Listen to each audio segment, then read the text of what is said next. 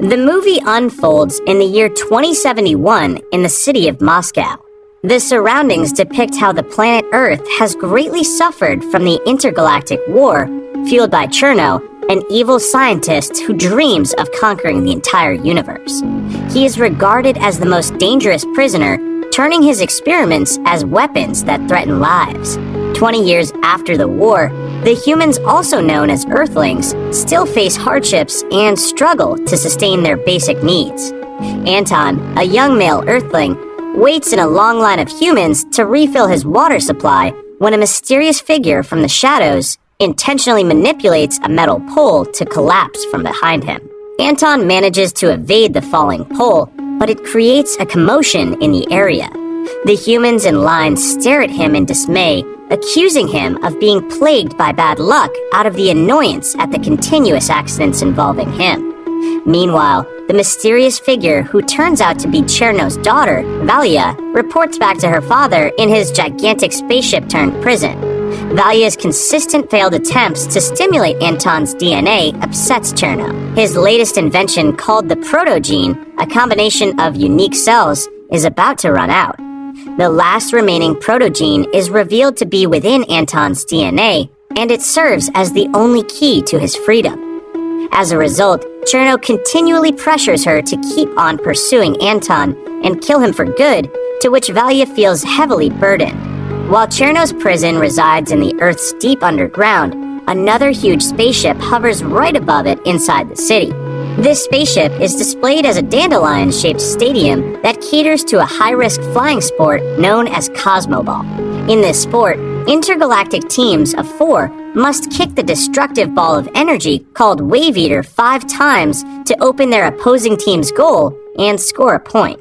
3 gifted humans, Fan, Natasha, and Pelly, make up the Team Earthlings, in which they all skillfully strike their opponent's goal open amidst being outnumbered. The game is broadcasted everywhere above the skies of the Earth in big holographic scenes, serving as the humans' greatest source of entertainment. On the contrary, Anton is frustrated at the impact brought by Cosmoball to the humans. He calls them out for being too immersed in a game when there are far better things to focus on, such as getting a job and dealing with hunger. Back in the stadium, the Earthlings and their current opponent, the Cerusians, both succeed at opening their opposing goal zones. Stan, a star player of the Cerusians, strikes a goal and they take the lead against the Earthlings by 1. In fact, the Wave Eater is one of Cherno's inventions. In the midst of transporting another Wave Eater to the playing field, Cherno successfully intercepts the transfer and instead tosses the wave towards the machines. A few machines smash to bits, severely injuring the guards in the process. This urges Bello, the head of the Galactic Cosmoball League, to momentarily halt the game and inform the players about the sudden technical difficulty. The guards regain control of the Wave Eater, and the game resumes as soon as the ball reaches the playing field. Though the game ends in a draw, it is the first time in history that the Earthlings triumphantly make their way to the finals, earning a loud cheer from the human spectators in and out of the stadium. Cherno, on the other hand, shouts in anguish at the sight of his creation turning into lumps of rock. The night emerges, and Anton comes home to his sick mother. He finds out that his mom has been lying about her medical supply and pretends to be fine. Anton rushes to the pharmacy, where he comes across a young woman named Anya.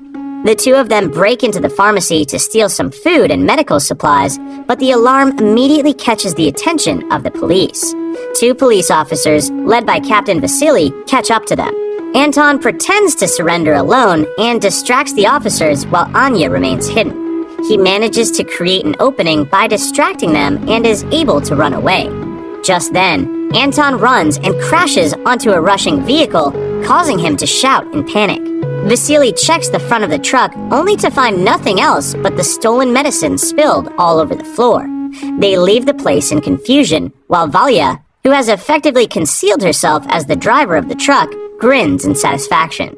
Later, it is revealed that Anya is also Valia, who has been following Anton all this time. Anton's fear has activated the protogene and his teleportation ability for the first time, as he teleports uncontrollably a few miles away from his previous location.